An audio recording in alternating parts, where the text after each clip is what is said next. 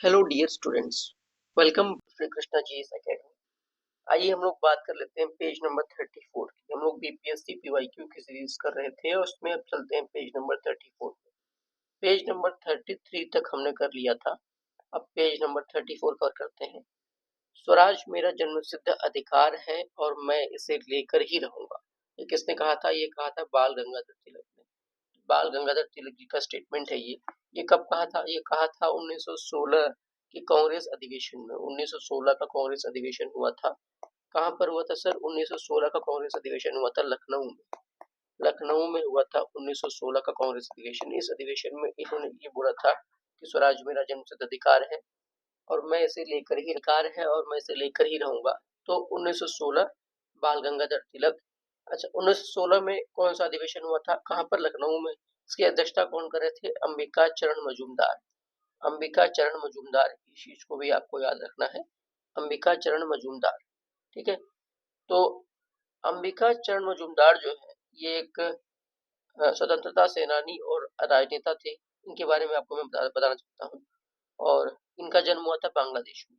इनका जन्म हुआ था बांग्लादेश में और 1851 में इनका जन्म हुआ था। ठीक है, और 1922 में इनकी डेथ हो गई थी। टाइमलाइन याद रखना है कि 1851 से 1922 तक इनका जीवन काल था अंबिका चरण मजूमदार का। ठीक, और बाल गंगाधर तिलक के बारे में मैंने आपसे बताया कि स्वराज मेरा जन्मसिद्ध अधिकार है। सबसे पहले स्वराज शब्द का प्रयोग किसने किया था? दयानंद सरस्वती ने। और कांग्रेस के मंच से पहली बार स्वराज शब्द का प्रयोग कब हुआ था? 1906 के कलकत्ता अधिवेशन में सबसे पहले जो है कांग्रेस के मंच से स्वराज शब्द का प्रयोग किया गया था दादा भाई नौरोजी द्वारा। दादा भाई नौरोजी द्वारा, क्योंकि 1906 में जो कलकत्ता अधिवेशन कांग्रेस का हो रहा था उसकी अध्यक्षता कर रहे थे दादा भाई नौरोजी। दादा भाई नौरोजी, इस चीज को भी आपको याद रखना है। और बाल गंगाधर तिलक के बारे में आपने जाना काफी कुछ। बाल गंगाधर तिलक, इनका इनका पेपर था, मतलब पत्र था इनका, अखबार था मराठा, ये अंग्रेजी भाषा में था मराठा, और केसरी ये मराठी भाषा में था। केसरी मराठी भाषा में था। 1856 23 अगस्त 1856 को इनका जन्म होता है। कहाँ पर होता है सर? रत्नागिरी में। रत्नागिरी जिला महाराष्ट्र में। और 1 अगस्त 1920 को मुंबई में इनकी क्या हो जाती है? मृत्यु हो जाती है। 1 अगस्त 1920 वही डेट है जिस दिन असहयोग आंदोलन शुरू किया गया था गांधी जी के द्वारा। असहयोग आंदोलन 1 अगस्त 1920 को शुरू किया गया था और उसी दिन 1 अगस्त 1920 को ही बाल गंगाधर तिलक जी की मृत्यु हो गई थी मुंबई में। ऑल इंडिया मुस्लिम लीग की स्थापना किसने की थी? तो नवाब सलीमुल्लाह खान ने। नवाब सलीमुल्लाह खान जो है, आगा खान का भी नाम आता है। कहाँ पे हुआ था ऑल इंडिया मुस्लिम लीग की स्थापना? इसकी स्थापना हुई थी ढाका में। ढाका कहाँ है सर? बांग्लादेश की वर्तमान राजधानी। तो ऑल इंडिया मुस्लिम लीग की स्थापना ये नवाब सलीमुल्लाह खान, आगा खान, इन सब के द्वारा हुई थी। इसमें सलीमुल्लाह खान, हकीम अजमल खान, सुल्तान महमूद शाह, इन सब का नाम इम्पोर्टेंट है। 30 दिसंबर 1906, 30 दिसंबर 1906 में क्या हुआ? स्थापना हुई थी अखिल भारतीय मुस्लिम लीग की।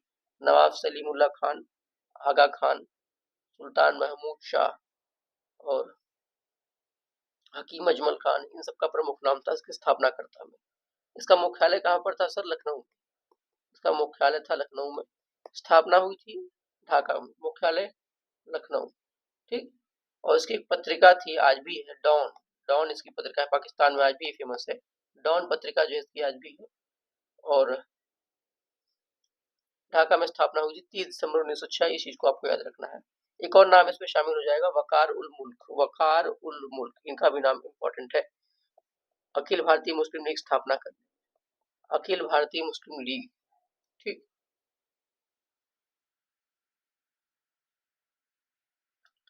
इस तरीके से हमने देखा कि ये आपका हो गया अखिल भारतीय मुस्लिम लीग के बारे में। आगे देख लेते हैं। 1916 में बाल गंगाधर तिलक के पक्ष में अदालत में पैरवी करने वाले वकीलों का नेतृत्व कर रहा था मोहम्मद अली जिन्ना। 1916 में एक्चुअली में हुआ गया था कि इनके ऊपर मुकदमा हो गया था। किसके ऊपर? बाल गंगाधर तिलक के ऊपर। तो 1908 से लेकर के 1914 तक तो ये जेल में थे ही। ठीक, मांडले जेल या मंडाले जेल, ये म्यांमार में है, वहां पर थे, ठीक है। और वहीं पर उन्होंने एक पुस्तक लिखी थी गीता रहस्य, गीता रहस्य। तो इनके पक्ष में अदालत में पैरवी करने वाले वकील का नेतृत्व कौन कर रहा था? मोहम्मद अली जिन्ना। मोहम्मद अली जिन्ना जिन्हें कायदे आजम भी कहते हैं, मोहम्मद अली जिन्ना जिन्हें कायदे आजम भी कहा जाता है, इस चीज को भी आपको याद रखना है, कायदे आजम, ठीक। मोहम्मद अली जिन्ना जो इनका जन्म हुआ था कराची पाकिस्तान में 1876 में, कराची में इनका जन्म हुआ था पाकिस्तान में 1876 में, और इनकी डेथ हो गई 11 सितंबर 1948। 1948 मतलब कि पाकिस्तान में कराची में डेथ इनकी हो गई। मोहम्मद अली जिन्ना, वो पाकिस्तान का संस्थापक कहते हैं, कह सकते हैं, पाकिस्तान के जनक यही थे, पाकिस्तान के जनक जो है यही थे मोहम्मद अली जिन्ना, पाकिस्तान के पहले गवर्नर जनरल वायसरॉय यही थे, कौन? मोहम्मद अली जिन्ना। और इन्हीं को 1916 में शांति का राजदूत, शांति का राजदूत, शांति का दूत किसने बनाया था, बोला था? सरोजिनी नायडू, सरोजिनी नायडू ने, ठीक है। 1916 में कांग्रेस अधिवेशन भी हुआ था लखनऊ में, इसकी अध्यक्षता कर रहे थे अंबिका चरण मजूमदार, अंबिका चरण मजूमदार, ठीक है। तो इस तरीके से हमने इसको जान लिया, आगे देख लेते हैं। साम्राज्य के अंतर्गत स्वशासन नामक देश को मुस्लिम लीग ने कब स्वीकार किया था? 1913 में। साम्राज्य के अंतर्गत स्वशासन जो उद्देश्य है, इसको मुस्लिम लीग ने स्वीकार किया 1913 में। मुस्लिम लीग की स्थापना होती है 30 दिसंबर 1906। अभी आपने जाना वकार उल मुल्क आगा खान, सलीमुल्लाह खान, हकीम अजमल खान, ये सब सारे प्रमुख नाम है। मुख्यालय लखनऊ में और स्थापना ढाका में। केंद्रीय विधानसभा में हानि रहित बम किसने फेंका था? बटुकेश्वर दत्त और भगत सिंह, दोनों का नाम इसमें इंपॉर्टेंट है। केंद्रीय विधानसभा में हानि रहित बम फेंका था किसने? बटुकेश्वर दत्त और भगत सिंह, दोनों का नाम इसमें आता है। तो बटुकेश्वर दत्त, इन्हें आपको जानना जरूरी, इनको जानना चाहिए। देखिए, इनका जन्म हुआ था 18 नवंबर 1910 में, 18 नवंबर 1910 को इनका जन्म हुआ था, और इनकी डेथ हुई थी 20 जुलाई 1965 को नई दिल्ली में। ये एक स्वतंत्रता संग्राम के महान क्रांतिकारी थे। और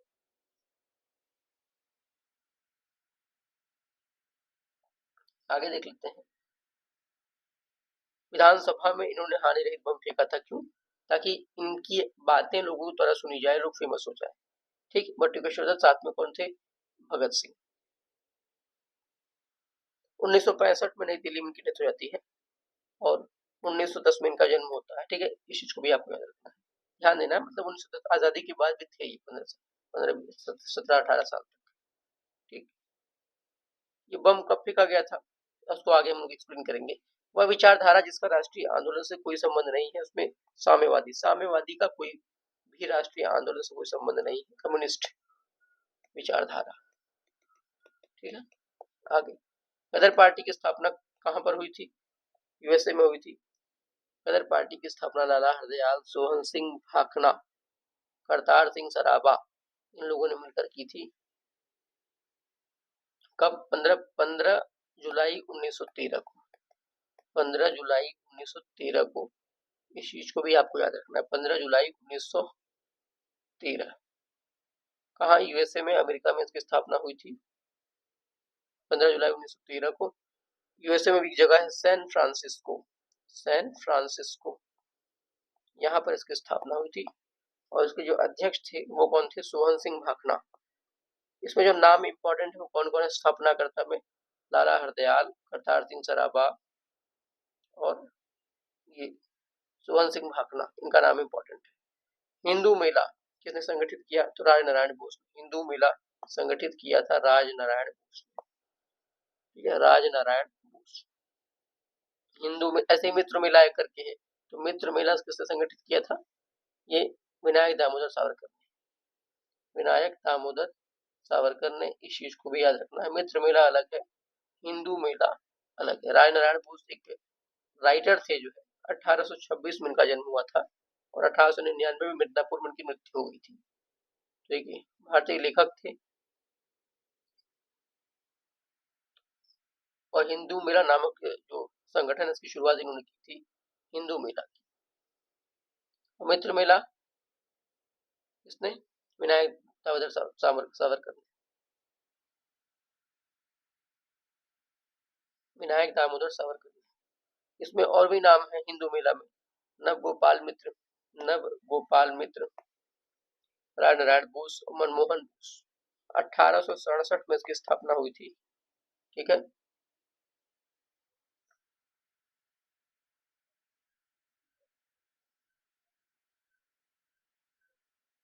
और इसके अलावा हिंदू महिला के अलावा नेशनल सोसाइटी की भी स्थापना हुई थी इन्हीं के द्वारा, राज नारायण बोस के द्वारा।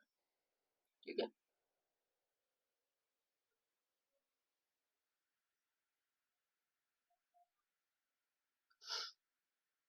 आगे देख लेते हैं। गदर पार्टी से प्रभावित होकर चिश्ती खान एवं डुंडे खान ने विद्रोह किया था। कहां पर? सिंगापुर। तो गदर पार्टी बता चुका हूं, 1913 में इसकी स्थापना होती है सैन फ्रांसिस्को में। तो इसी से प्रभावित होकर चिश्ती खान और डुंडे खान ने विद्रोह किया था सिंगापुर। कामागाटा मारू क्या था? एक जहाज था, बता चुका हूं। कामागाटा मारू एक जापानी जहाज था जिसको लीज पर लिया गया था भारतीय द्वारा। ठीक है। भारतीय द्वारा उसका नाम था, कौन लीज पर लिया था? गुरुदीप सिंह ने इसको लीज पर लिया था। 23 मई 1914 की घटना है, 1914 की। ठीक, 23 मई 1914 की घटना है। 376 भारतीय यात्री जो है इस जापानी जहाज में सवार थे, कनाडा जा रहे थे। वहां उनको एंट्री नहीं दी गई, उनको वहां बिना एंट्री दिए वापस भारत भेज दिया गया। तो जो भारत पहुंचे लंबी यात्रा के बाद, यहाँ पे काफी झड़पें हुई, विद्रोह हुआ। ठीक है। बजबज पोर्ट पे, बजबज पोर्ट जो कि कलकत्ता में है। ठीक। और सिख ही थे अधिकतर इसमें। लेफ्टिनेंट एयर्स्ट की हत्या किसने कर दी थी? दामोदर हरी, बालकृष्ण हरी और वासुदेव हरी चापेकर ने। चापेकर बंधु, सिंपल। चापेकर बंधुओं ने क्या कर दी? लेफ्टिनेंट एयर्स्ट की हत्या कर दी थी। लेफ्टिनेंट एयर्स्ट, तो चापेकर बंधु का नाम आता है। चापेकर बंधु ने किसकी हत्या की थी? लेफ्टिनेंट एयर्स्ट, लेफ्टिनेंट एयर्स्ट की। कब?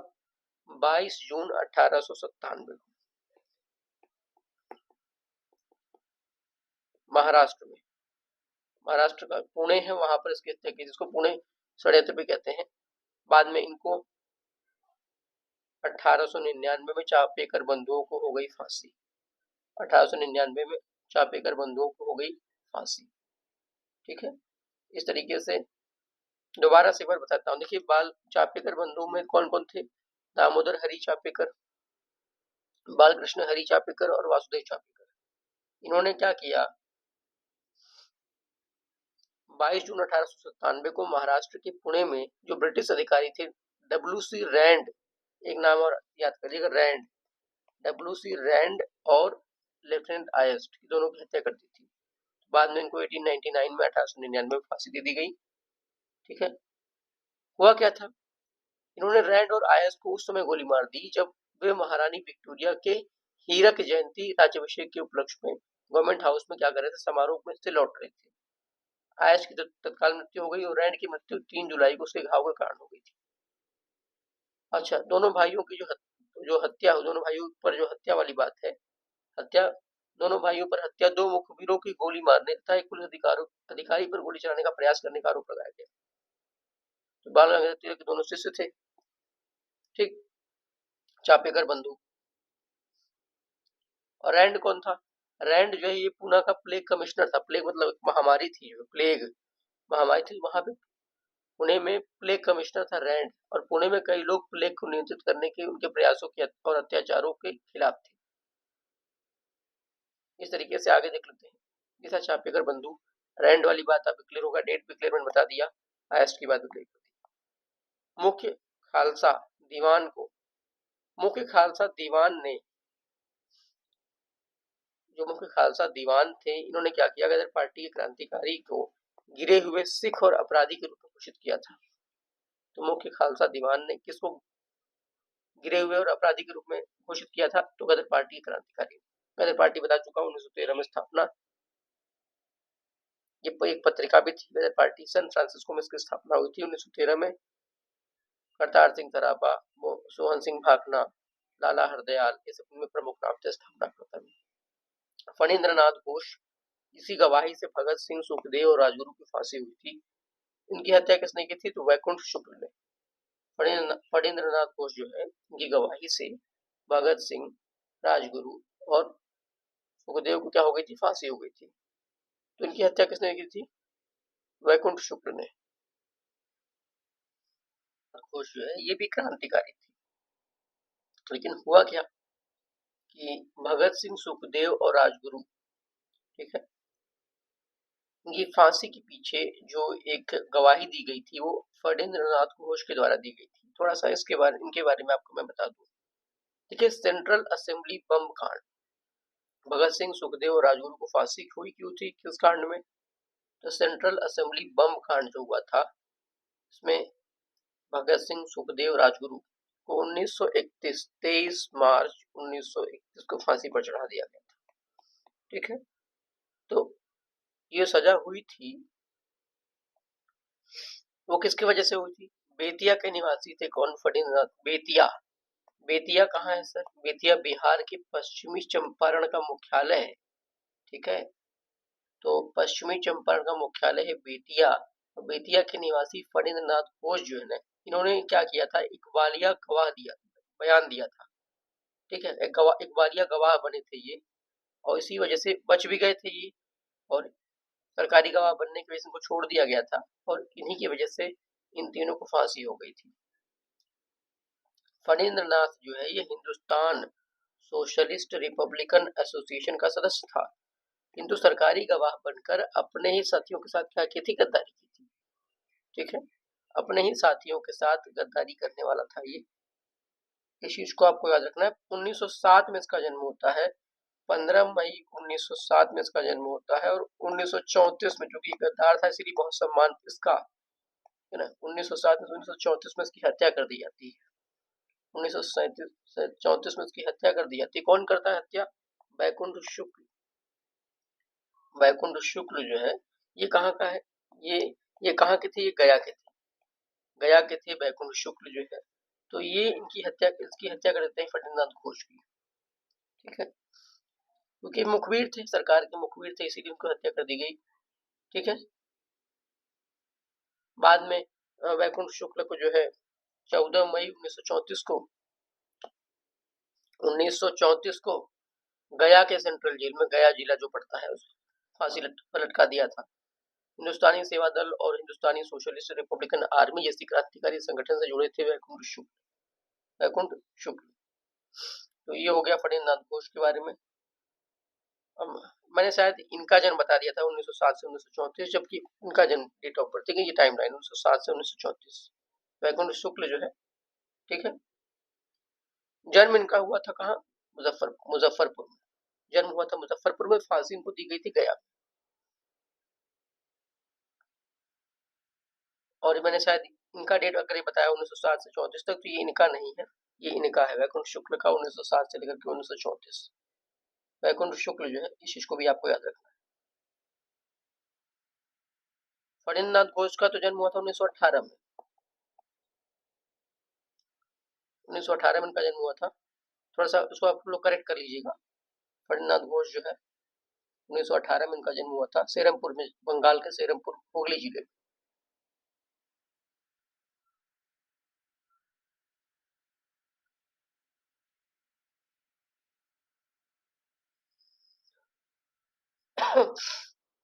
में कई सारे लोगों का नाम आता है। वैकुंठ शुक्ल अकेले नहीं थे, माली मुख्य आरोपी यही थे, मुख्य नाम इनका ही था। उसके अलावा जो है केदारमणि शुक्ल, विद्या प्रसाद, ठीक है, ये सब उसमें इन्वॉल्व थे। योगेंद्र शुक्ल, वैकुंठ शुक्ल तो मेन ही थे। ठीक है ना। तो बेतिया में एक मीना बाजार है, मीना बाजार, वहां पर इनकी हत्या हो गई थी। अब आगे देखते हैं। कौमिला की दो स्कूली लड़कियों, कौमिला एक जगह है बांग्लादेश में, यहाँ की दो स्कूली लड़कियां थी, शांति घोष और सुनीति चौधरी। इन्होंने जिलाधीश की गोली मारकर हत्या कर दी थी दिसंबर 1931 में। तो शांति घोष, सुनीति चौधरी जिलाधीश की गोली मारकर हत्या कर दी थी। ठीक।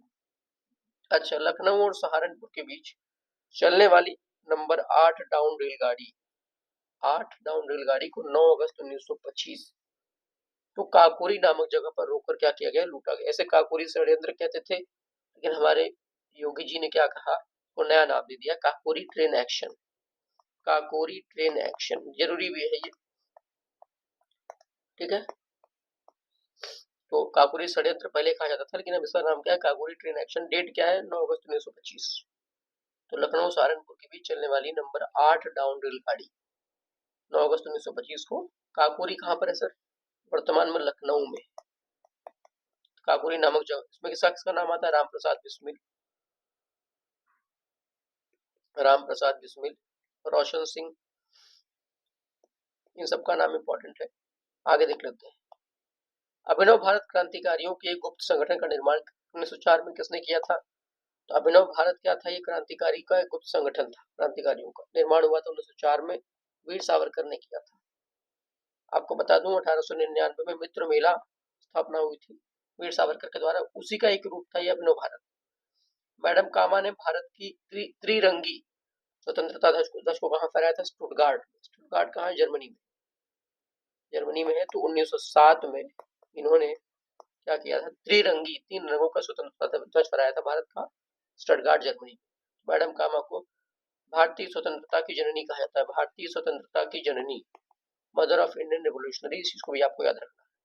ये निजी सचिव थी किसकी, दादा भाई नौरोजी की, निजी सचिव दादा भाई नौरोजी। ठीक, आगे देख लेते हैं।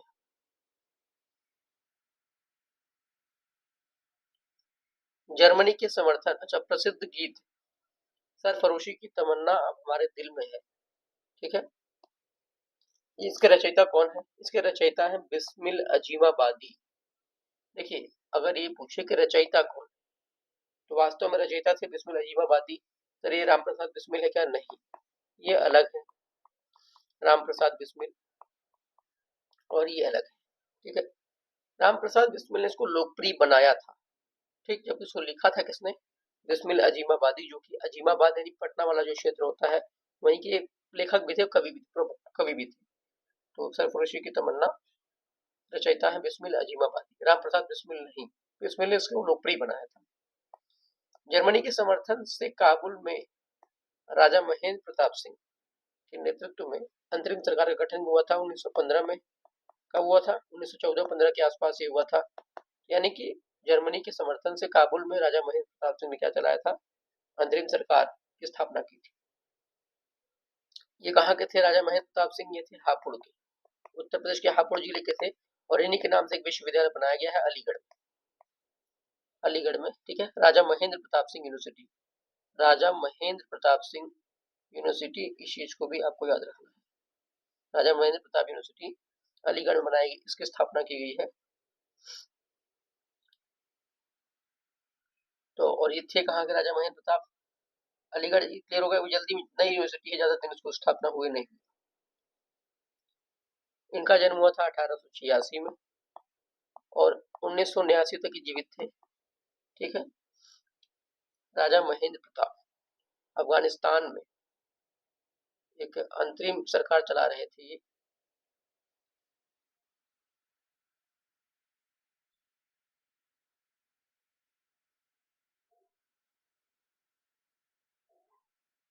आगे देख लेते हैं। 1906 में लंदन में अभिनव भारत सोसाइटी की, 1906 लंदन अभिनव भारत सोसाइटी स्थापना किसने की थी, विनायक दामोदर सावरकर। आगे देख लेते हैं। हरदयाल बाबा हरनाम सिंह टुडीलाट, बाबा सोहन सिंह भाकना, गुरदीप सिंह वही है जो कि इन्होंने कामागाटा मारू जहाज को लीज पर लिया था। कामागाटा मारू प्रकरण कब का है, मई 1914 का है, याद रखना है इस चीज को, 1914 में विश्व युद्ध शुरू हो गया था प्रथम। तो हरलाला हरदयाल, बाबा हरनाम सिंह टुडीलाट, बाबा सोहन सिंह भाकना, करतार सिंह सराबा, गुरदीप सिंह, इन सबका नाम किससे जुड़ा, गदर आंदोलन से, ठीक। इस तरीके से पेज नंबर 34 कंप्लीट हुआ। Thank you.